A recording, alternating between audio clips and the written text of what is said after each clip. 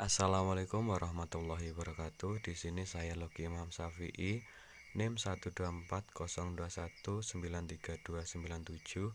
dari kelas Ekonomi Syariah 4G akan menjawab serta menjelaskan mengenai hasil dari praktik SPSS pada soal yang telah disampaikan untuk memenuhi UAS mata kuliah praktik statistik dengan soal sebagai berikut.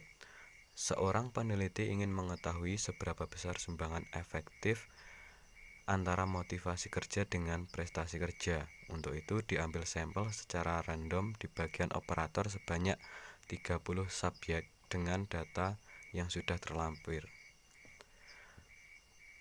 Langsung saja kita menuju pada prakteknya. Yang pertama, kita buka lembar SPSS, lalu klik variabel view. Selanjutnya pada kolom name, untuk baris pertama tulis X dan baris kedua kita tulis Y. Lalu pada kolom desimal kita ubah menjadi 0.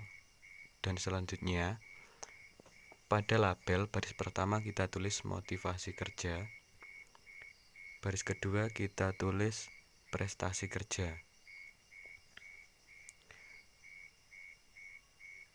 Lalu pada measure kita ganti menjadi scale. Selanjutnya kita klik data view. Lalu kita masukkan data penelitian dengan ketentuan X untuk data motivasi kerja dan Y untuk prestasi kerja.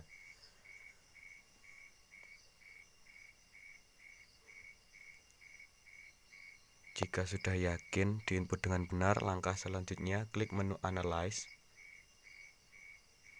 Kemudian klik Regression, lalu Linear.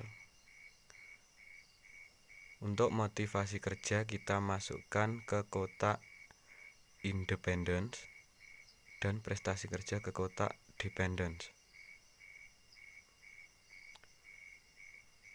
Untuk metodenya kita pilih Enter. Selanjutnya klik OK untuk mengakhiri perintah, maka akan keluar output SPSS sebagai berikut.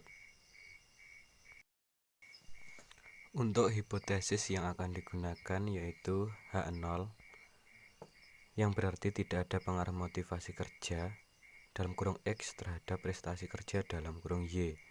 Dan yang kedua HA, yang berarti ada pengaruh motivasi kerja dalam kurung X terhadap prestasi kerja dalam kurung Y. Untuk memastikan apakah koefisien regresi tersebut signifikan atau tidak, dalam arti variabel X berpengaruh terhadap variabel Y, kita dapat melakukan uji hipotesis ini dengan cara membandingkan nilai signifikasi dengan probabilitas 0,05 atau dengan cara lain yakni membandingkan nilai T hitung dengan T tabel. Untuk yang pertama yaitu uji hipotesis membandingkan nilai sig dengan 0,05. Adapun yang menjadi dasar pengambilan keputusan dalam analisis regresi dengan melihat signifikasi, yang pertama, jika nilai signifikasi kurang dari probabilitas 0,05 mengandung arti bahwa ada pengaruh motivasi kerja dalam kurung X terhadap prestasi kerja dalam kurung Y. Sebaliknya, jika nilai signifikasi lebih dari probabilitas 0,05 mengandung arti bahwa tidak ada pengaruh motivasi kerja dalam kurung X terhadap prestasi kerja dalam kurung Y. Berdasarkan output tersebut, diketahui nilai signifikasi sebesar 0,000 lebih kecil dari probabilitas 0,05, sehingga dapat disimpulkan bahwa H0 ditolak dan HA diterima. Jadi dapat disimpulkan yang berarti ada pengaruh motivasi kerja dalam kurung X terhadap prestasi kerja dalam kurung Y. Yang kedua, uji hipotesis membandingkan nilai T hitung dengan T tabel. Pengujian hipotesis ini sering disebut juga dengan uji T, di mana dasar pengambilan keputusan dalam uji T adalah jika nilai T hitung lebih besar dari T tabel, maka ada pengaruh motivasi kerja dalam kurung X terhadap prestasi kerja dalam kurung Y. Sebaliknya, jika nilai T hitung lebih kecil dari T tabel, maka tidak ada pengaruh motivasi kerja X terhadap prestasi kerja. Berdasarkan output di atas, diketahui nilai T hitung sebesar 112,587 Karena nilai T hitung sudah ditemukan, maka selanjutnya kita akan mencari T tabel. Adapun rumus mencari T tabel yaitu nilai A per 2 sama dengan 0,05 per 2 diperoleh hasil 0,025. Derajat kebebasan sama dengan N kurangi 2 sama dengan 29 dikurangi 2 diperoleh hasil 27.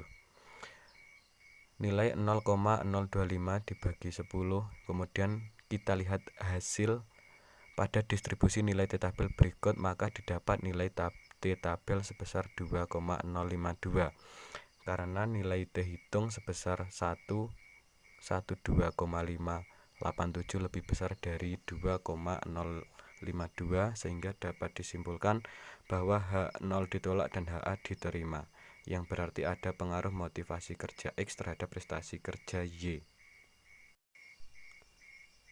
Nilai T hitung 112,587 dianggap lebih besar dari nilai T tabel 2,052 dalam analisis regresi linear sederhana. Sekian penjelasan dari saya. Ada kekurangannya, saya mohon maaf. Wabillahi taufiq wal hidayah.